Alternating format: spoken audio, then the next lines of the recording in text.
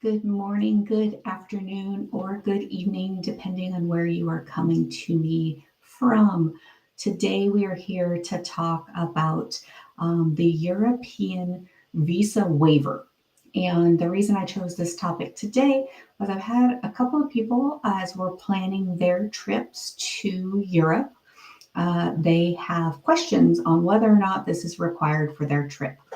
And first and foremost, this is something that has been being talked about since COVID lockdowns, so a number of years now. But early this year, there was another delay in the rollouts. So it is now not slated to go into effect until 2025. But what this is, and I do have a lot of notes to make sure that I am just giving you the absolute accurate information. So if you see me look down, please understand. So this system is not a visa. This system is the visa waiver form that'll be used by non-EU citizens that have visa exempt countries that they reside in and are traveling to Europe. So Australia, Canada, United States, and the UK, because the UK separated from the European Union. So there is a number of other countries that this will apply to. You can find more information online. But for our purposes, we are assuming US travelers. That's primarily who I help. And you will be required in 2025 to participate in this system. So what is this system? First off, it is online. It is 100% online. So you will go into an online system and fill out an online application. This is not something your travel advisor can do for you. This is something you need to do yourself. And there's three main pieces that you will need in order to do this.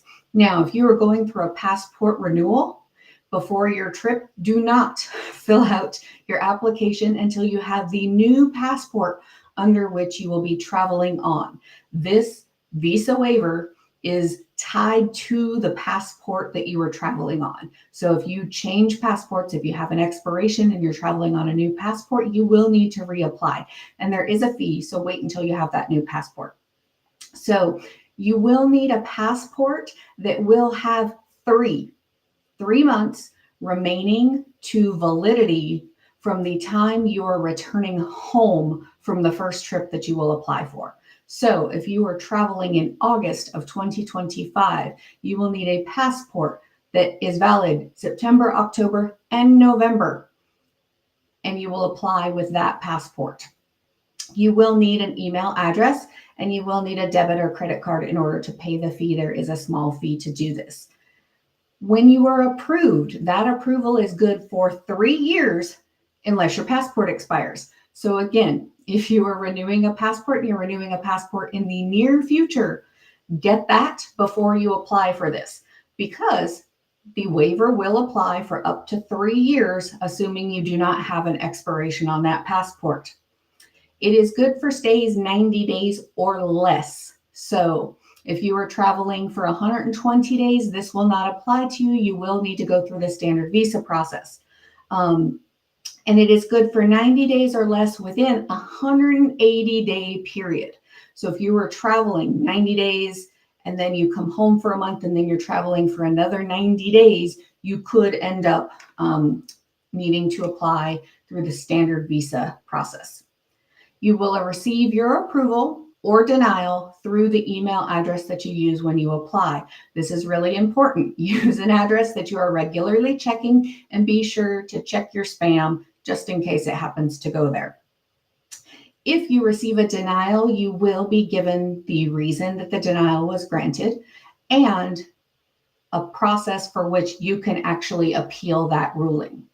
So you will also need your initial travel dates when you are applying for this, and recognize that going through this process is not a guarantee that you will be granted access to the country on arrival. This is a pre-approval. So what we are doing through this process is they are pre-vetting arrivals. That means you are less likely to have any issues on arrival. They're going to be checking backgrounds. They're going to be checking known people with criminal backgrounds. They're going to be checking for those that are on no-fly lists and what those restrictions are. So this is their way of pre-vetting you so that Customs and Border Security has an easier process when you arrive.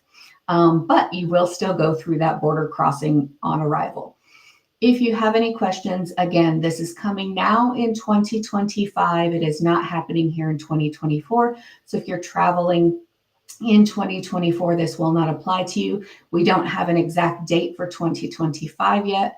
Rumors has it that it will probably be the spring-ish timeline. So we are monitoring that. But if you do have questions, please feel free to reach out, drop me a comment on this video, and I am happy to hop on a quick call or email back and forth with you to answer those questions. Thanks so much.